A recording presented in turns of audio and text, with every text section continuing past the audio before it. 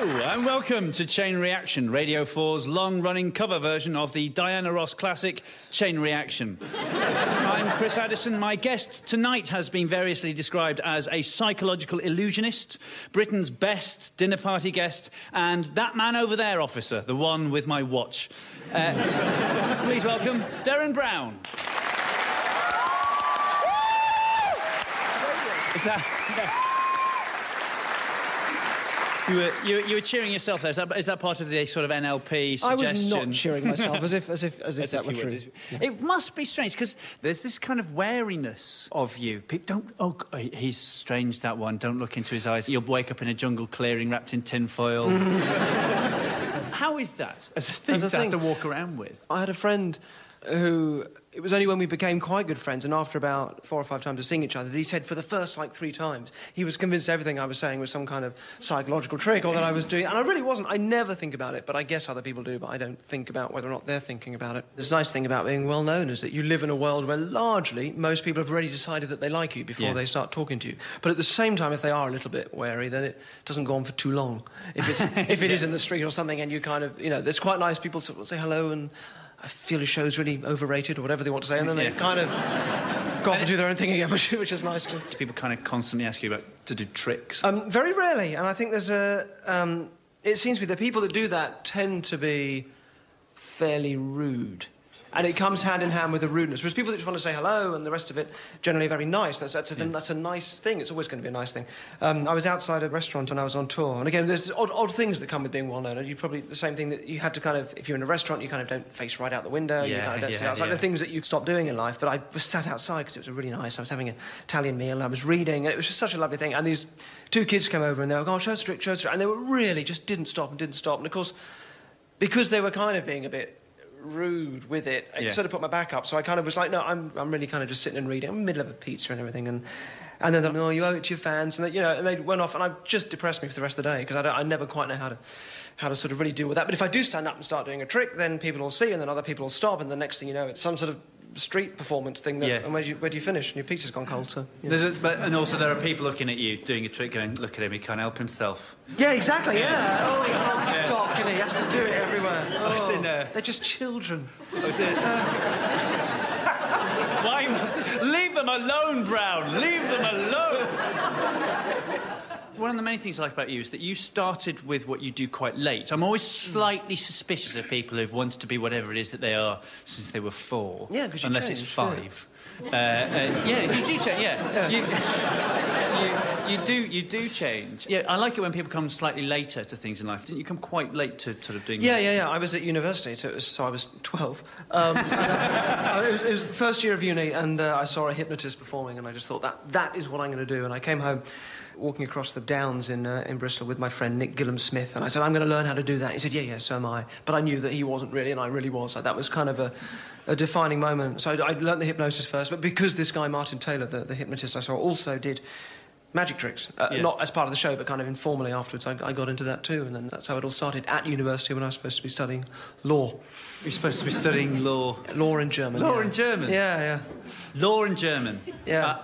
And German, not in German. Oh, I did do a year of law in German when I lived in Germany, studying law there. So a highly persuasive man, fluent in German, able to control large numbers of people,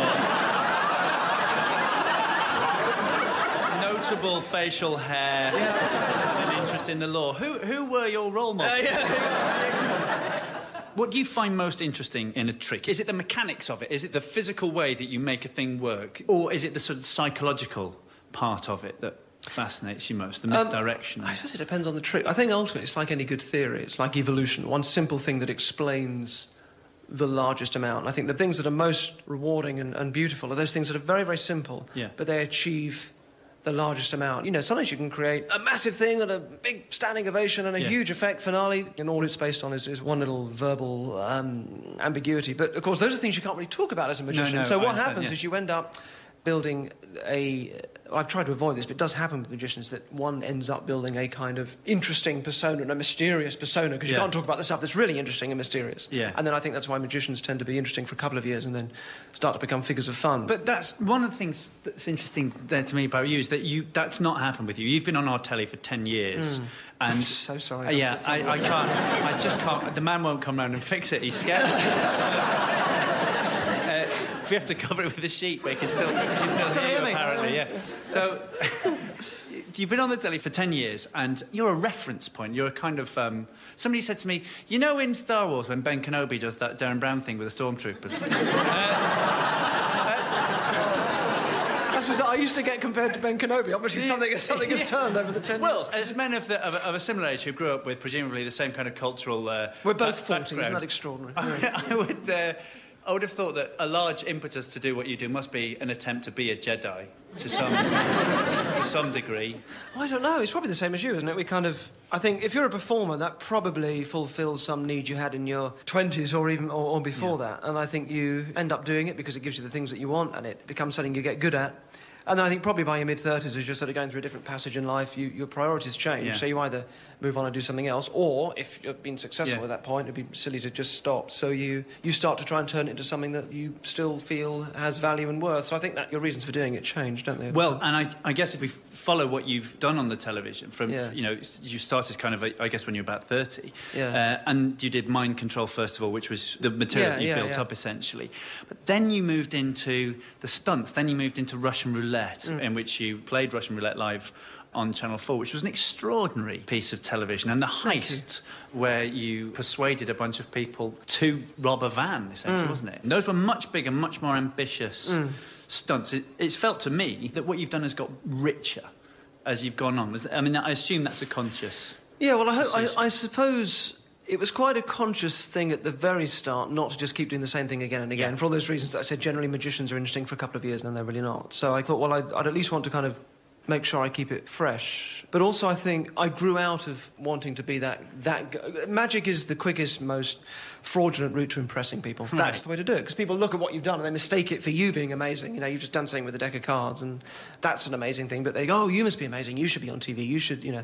That's fine if it's a stage that you go through. I think if it sticks, it isn't always fine. And as I grew up, I sort of grew out of that need. So what's happened over the last few years is that it's kind of moved from things where I'm going, hey, look at me, aren't I clever, I'm going to do this, into something where I'm normally facilitating a process for somebody else, and they're kind of in the spotlight. And to me, that's more just how I am now, as I'm 40 and not 25. Is that a conscious decision to do that, to do stuff for the betterment of other people? Or is it just good telly? The idea is really just come from what feels right at the time. And, you know, I grow up and I change, and those things change with me. So if they do get richer or more grown up, I think that's a good thing. Some of them seem angry to me. Do they? A little bit. Like maybe that you're...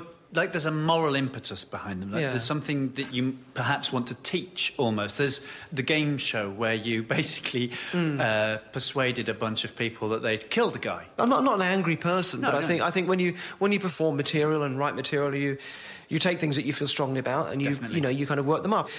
Working in television, you end up so close to sort of, naming no names, but those kind of reality game show, that sort of environment. And the reason why it was a game show was specifically to hit a sort of note where it would look and feel a bit like those sort of shows that we're used to seeing when you've got people on stage wanting to be famous and an audience kind of baying for blood and all that kind of thing.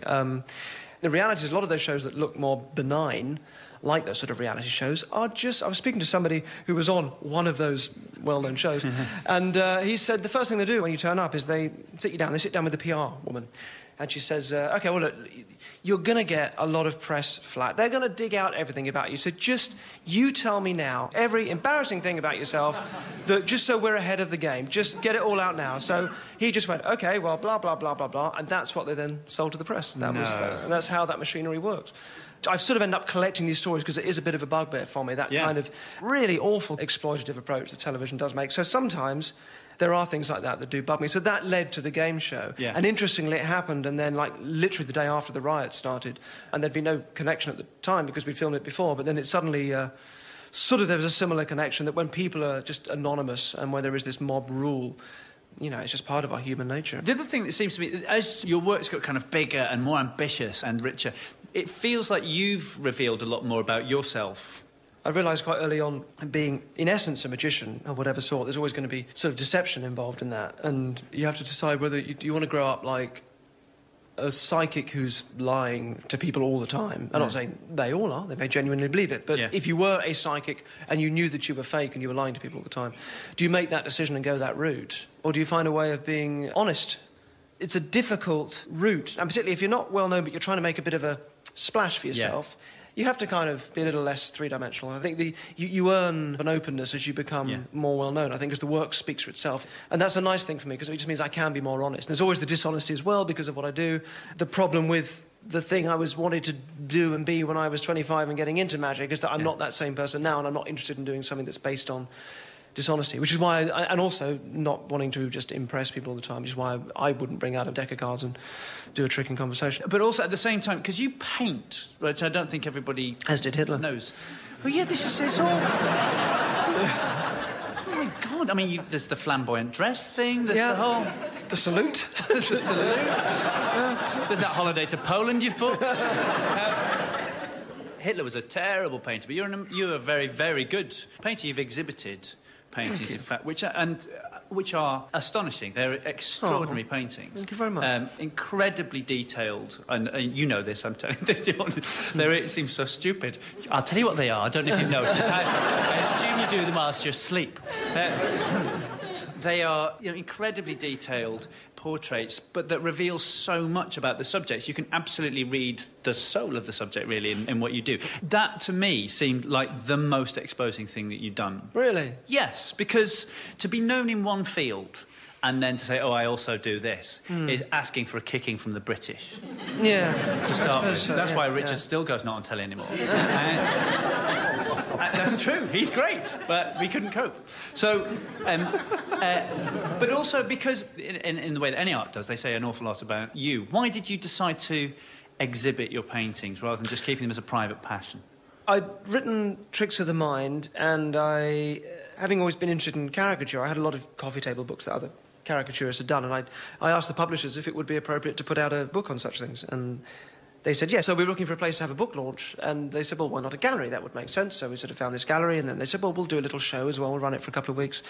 And it just sort of started there, and then they just kept in touch with the woman who ran it, and she maintained an interest. So now I've sort of got a proper gallery that properly sort of exhibit them, and it's a real joy. And painting it's the opposite of performing. You know, it's an entirely private thing. I always take photographs of my subjects and work from them, so I'm not even engaged in conversation. It's just a very kind of just put some music on and paint for a weekend, and I would happily just do it forever as a hobby. So I'm not too fussed as to whether people think they're ludicrous or don't ever buy them or whatever. Yeah.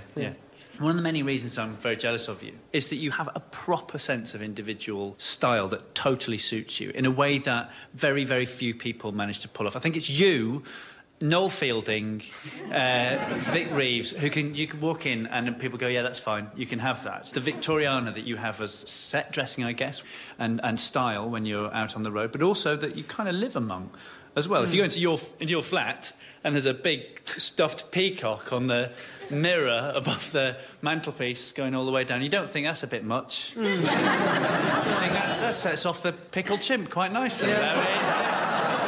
There are two questions. One is, how much do you pay your cleaner? Yeah.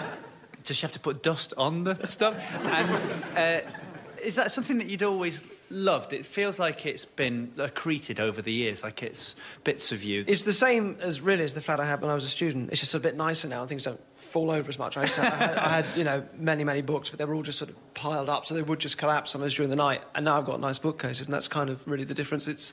I've got that collector's thing, I suppose, and I like a homely kind of environment, and I like stuff around me, and I like to kind of lock myself in that. And so, yeah, maybe I think that's what that is. And the taxiderm is just one of those things that you start collecting, and it just becomes a very collectible thing. And now it's becoming quite sort of trendy and popular, which is really frustrating, because it's like a band that you really like, and then other people discover them, and you're like, no. I loved the Dead Things. It does sound like a band. I loved the Dead Things before everybody else loved it. Yeah, it is a bit like that. Yeah. I'm interested also in your... There's a lot of comedy in your work. At the opening of the second half of Something Wicked, This Way Comes. The nail up the nose? Yeah, nail up the nose trick, but it's beautiful. There are no words. There's a single spotlight on a green baize table. You take someone from the audience, you sign a block of wood, and everything is done with great purpose and great, position everything ever so carefully, and then unroll a beautiful, I imagine, leather toolkit, take out a nail and a hammer, and then proceed to hammer the nail into your own nose. Yeah. But with all this beautiful performance of concentration and effort, and then take it out into the block which you have formally signed to the person, nailed the nail into the wood, give it her and send her back to the audience. So I was on my knees in the Old Vic laughing. That's one of the funniest things I'd seen on stage. I never even thought of it as being particularly funny. It was, well... OK, so next question. Derren Brown, where'd you get your crazy ideas? You are funny. You're a funny writer, and you use comedy a lot in your performances. Is it technique or is it you? Is it just the way you are? Can you just not help yourself? I love stand-up comedy. I'm a big fan of it. Big fan of you and a big fan of stand-up comedy. I just said that. No, I am. And you've got that safety thing because I'm not there to be funny. So if I'm at all funny, then people say, "Oh, he's funny as well. You could do comedy," which I think is really not the case because that's a whole discipline that I don't know anything about. But what throws me is I'll kind of. You'll tell me what's wrong with this. I don't know what it was. I did a show and there was a real problem coming on and I came out really late. So I thought, oh, God, what do I say? I need to kind of diffuse this. So I thought, I'll say, so sorry I'm late, but I will not drink warm champagne. Now, to me, in my mind, that was funny. Yeah. It got that reaction. Yeah. Nothing. Just nothing. Just this sort of silence. And every time I've kind of thought in my head of a sort of a gag that I'll go out and say, it's got that. And it really confuses me, because I do get laughs in the show. Yeah. I can't work out how you can work out exactly what's really going to be funny. Is it just that you have to think of it? What does it mean, warm shot? I don't really understand that. Or is it, I get it, but it's not that funny. And how you judge that, and it drives me mad. Well, it will drive you mad. There's no way of knowing. Partly it's to do with expectation, isn't it? And there's a bit where they're going, is he going to be funny? An idiot? What? Is he really? He really won't drink. I'll have the warm champagne. Seriously, we can start it for ages as well. Yeah, no, that is exactly it. What do you think an audience expects when you come out? Do they expect the whiff of sulphur? Maybe, and do you know what I mean? I can only apologise for that one. Yeah. Shouldn't eat before a show. Yeah. Maybe that's the devil's whole problem, is just diet. Maybe that's...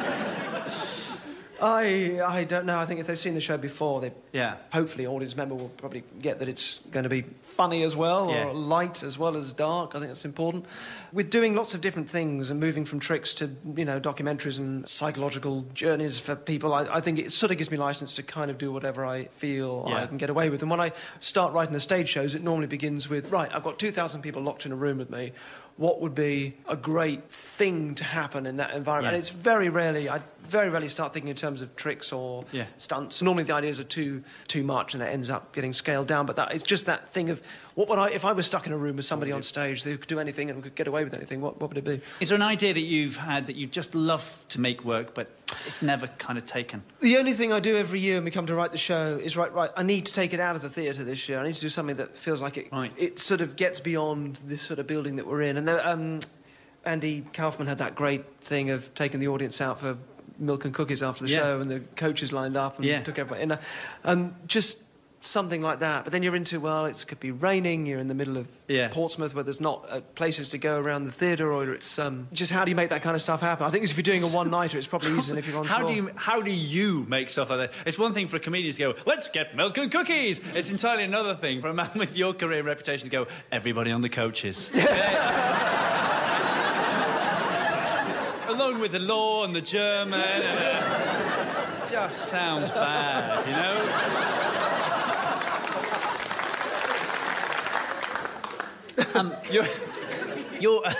You're a noted atheist. You weren't, were you? You were an evangelical Christian. Full on happy clappy, the whole thing, The whole thing. Until what sort of age? Just prior to university, I suppose, really. What stopped it? It was a slow thing for me. And some of it was related to the magic. A big thing for me was I had a friend in Bristol who was a psychic healer. She still is. And we used to have long arguments about it. And I could see in my head that, she's just sort of got this circular logic thing. And it's easy to kind of laugh at that because it's a sort of fringe thing, this sort of alternative Reiki healing, all that sort of thing. But surely I'm doing exactly the same thing with Christianity. It's just that that's a bit more sort of institutionalised. So I thought, well, I need to get out of that. It's no good me seeing that problem with this friend of mine and not with myself. So I started reading to undo all the presumptions I had about religions, because I knew that me at the age of 20, being able to prove to you why God exists, surely that had to be ridiculous, because it's a question that's baffled philosophers for centuries. So for me to sit there and go, nope, this is why, I knew that was wrong. So I started reading things that would undo it, like how the Bible was actually put together, and all those pat answers that you sort of just get fed at church. I started undoing those, and in my mind, I thought, well, if I don't have all those simple answers, I'll have a load of questions, and then as I rebuild what I believe in, I'll be able to intellectually defend it. But that second stage just didn't really happen. As I undid it all, it just started to look a bit sort of silly, and I never really got to do the rebuilding thing again. It ended up being one of those things that I felt I'd grown out of, but never really had an answer on, and then somebody said to me quite a few years later, well, do you believe in God? And I said, no, and sort of felt a bit of guilt, and that's a little frisson, and that was it. And that was, I was doing the TV then, so I was probably 30 at that point.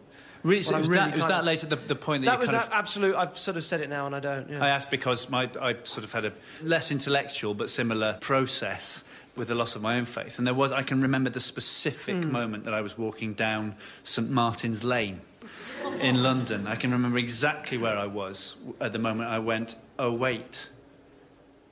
Wow. That's it. And it wasn't the cafe in the crypt under St Martin's Church. I mean, it's terrible, but to completely throw your faith away. At that point, where's the prices? At these prices, there is no God. They just chose the wrong slogan.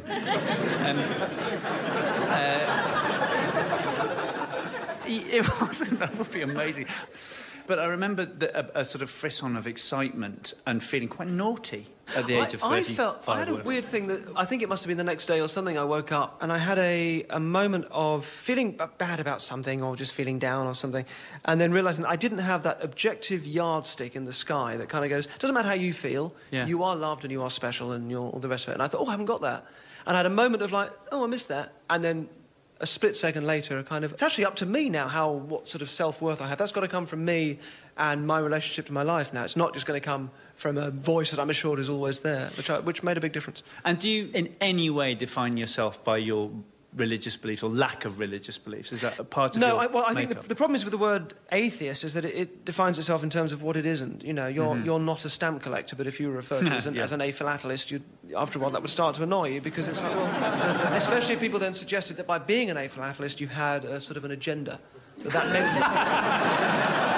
Anti-stamp collecting agenda. That it was somehow feel that's just as much a form of fundamentalism as stamp collecting. Brilliant. Anyway, and that's the... Dear BBC, I noticed that there have been very few stamp collectors on your programme. Oh, it's a thought of A.C. Grayling, who's a fantastic writer. It really does make sense. If you do define the thing in terms of thing that it isn't, you're going to get into trouble. So that's why some people would call themselves an anti-theist, that they are actually driven by a negative feeling, which I'm not. For me, having very much believed in it, it's easier to then do a switch to going, I really don't, and I'm interested in why I don't, and the rest of it. So I have that. I have a definite...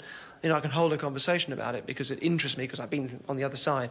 To me, it's like the Loch Ness Monster. I don't believe in the Loch Ness Monster either. It doesn't mean I'm driven by any kind of agenda, particularly. So when you did Messiah, in which you proved to various people who wanted to believe in you that you were whatever the chosen person for them was in America, and also, was it Miracles for Sale? With a faith healer, training a guy up to be a faith healer, Did your past life as an evangelical happy-clappy inform... Yes, it did, because I'd seen, the faith healing thing is interesting, because it's just a scam. It's not about, and it wasn't a programme against the church or against belief, or certainly not against Christianity. It was about a scam that's done in the name of God, but has really nothing to do with God at all. And it isn't a big thing over here, but it does happen. It does go on, It doesn't always look the same. It looks quite sort of English and apologetic and suburban, but it is... Send in your W.H. Smith vouchers. It is a little bit like that. But equally, at the same time, you can see them wanting to be those big American guys too. So it does go on, and it is sort of relevant to us. But I was just very aware that so many of those things, particularly at the happy-clappy churches I used to go to, was so much about crowd dynamics and about a sort of group hysteria and about things that are nothing to do with whether there's anything really out there. It's just about human behaviour, and you put people in a group and whip them up.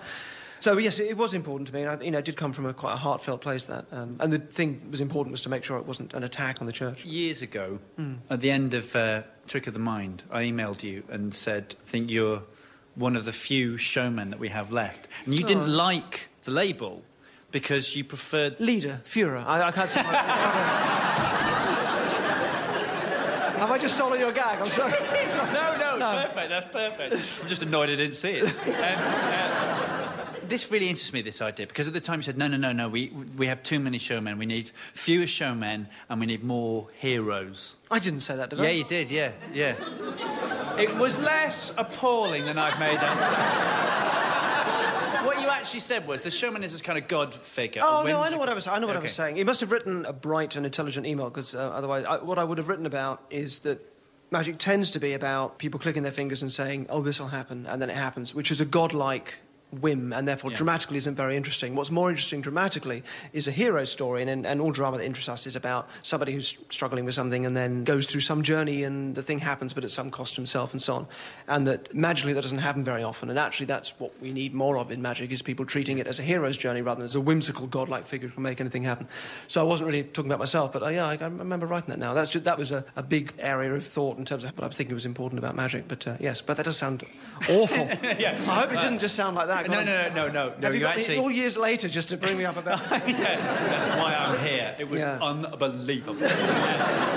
So, my final question to you is, we're going to give you the Bible and the complete works of Shakespeare. What would you like as your luxury item? My luxury item? Yeah. Do you know, so awful. So awful. No. My home cinema, I just love it.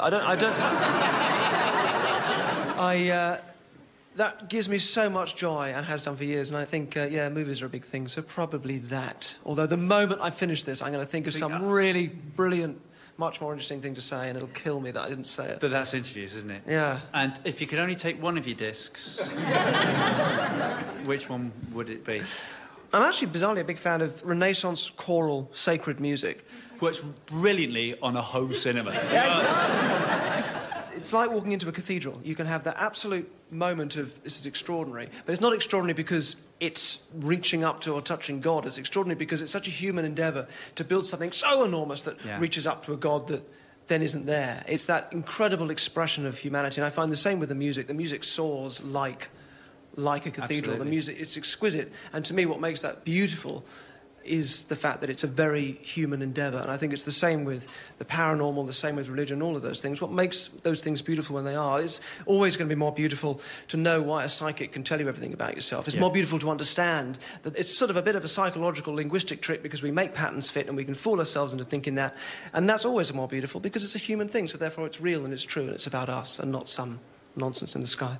Ladies and gentlemen, the showman and the hero, Derren Brown.